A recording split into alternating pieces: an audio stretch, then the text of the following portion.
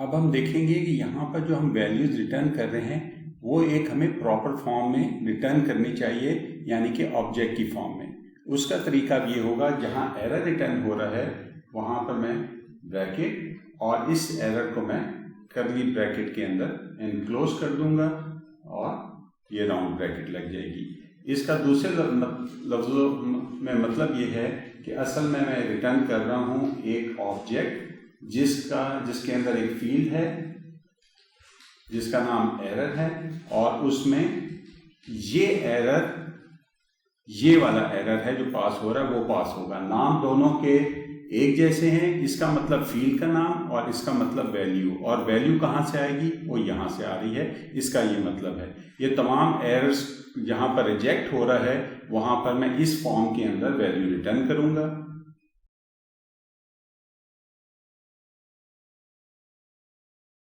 अब दूसरी चीज आ जाती है रिजॉल्व के अंदर हम कैसे करेंगे। रिजॉल्व के अंदर आप देखें यही तरीकाकार हम करेंगे। इसमें राउंड ब्रैकेट लगेगी, फिर इसके अंदर मैं कर्ली ब्रैकेट करूंगा, और डिलीट का मतलब ये होता है कि मैंने कितनी चेंजेस कर दी हैं इसके अंदर। चेंजेस का फील्ड रखूंगा और यहां पर लिखूंगा दिस डॉट चेंजेस। ये दिस डॉट चेंजेस एक रिजर्व वर्ड समझ लें या एक वेरिएबल है जो कि ये डीबी रन जब एग्जीक्यूट करेगा तो इसके अंदर ये वैल्यू रिटर्न हमें करता है कि उसने कितने रिकॉर्ड अपडेट किए हैं या कितने रिकॉर्ड डिलीट किए हैं। तो ये दिस डॉट चेंज यहाँ पर मैं लिखूंगा, तो जितने भी रिकॉर्ड डिलीट हुए होंगे उनका नंबर चेंजेस के अंदर आ जाएगा।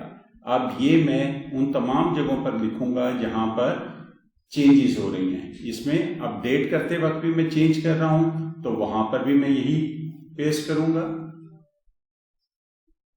रीड ऑल में ये नहीं होगा, ईमेल रीड करने में ये नहीं होगा, क्रिएट करने में भी ये नहीं चलेगा। तो यहां पर जो चीज चलेगी, क्रिएट जब मैं करूंगा तो यहां मुख्तलिफ वैल्यू आती है। यहां पर आता है, हम इसे कहते हैं लास्ट आईडी, कि इसने जो रिकॉर्ड क्रिएट किया है उसका आईडी क्या है, और यहाँ पर लास्ट आईडी भी एक वेरिएबल है जो क्वेरी रिटर्न करती है, जिसके अंदर वो बताती है कि उसने इस वक्त जो रिकॉर्ड क्रिएट किया है उसका नंबर क्या है, और बाकी data as it is transfer होता है।